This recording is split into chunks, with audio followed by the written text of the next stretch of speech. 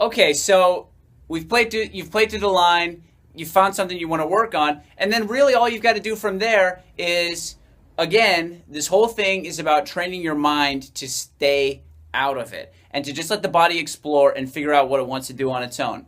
The reason that is so important is because when we get up on stage and we want to perform, we basically want we want all these responses. We want to be able to play through the material pretty much automatically, so we don't have to think about it so much, and we can have more of an experience, an actual holistic experience of our performance as the music just sort of plays itself through us.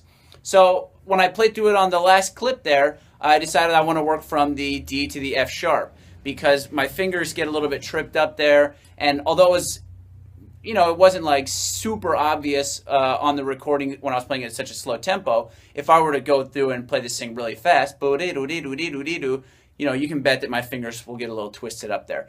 So I'm literally just going to switch back and forth pretty casually between the D and the F sharp and just let the fingers and the ear and the air and the chops and everything just explore, do what they want to do, and sync up in their own time.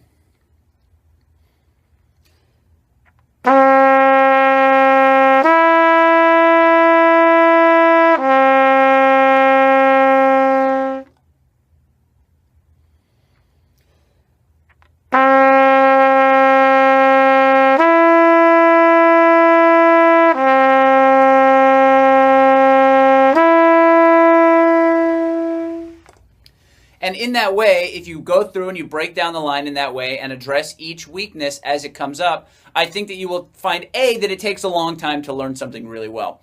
But B, as you start to iron out these little tiny holes in your playing, these little sort of fundamental issues, you'll just notice that your playing as a whole in general, when you're out doing other gigs, when you're playing other kinds of music, when you're out doing your rehearsals and whatnot, you just all of a sudden are a little bit more flexible in performance, and it seems like your whole thing has kind of been like kicked up a notch a little bit. And the benefits of this practice will really start to seep into all the areas of your playing because, again, you're coming face to face with your fundamental trumpet playing issues. So one of mine right now is this finger pattern.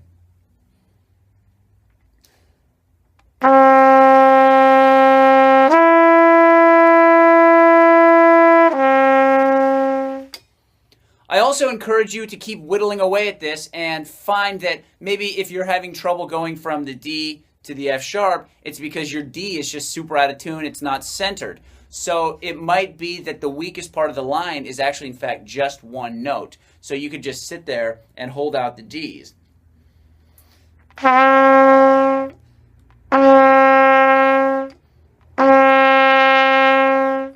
Until those start to come into a little bit better focus. There's a lesson written in the Making Progress the Easy Way email series that's on the courses page that kind of parallels a lot of this. So if you haven't checked that out, you may want to sign up for that email series. I think it's a 5-day email series with some lessons in there. And some of that information will parallel what we're talking about here in text. So it may reinforce these ideas or present them in a way to you that makes a little bit more sense.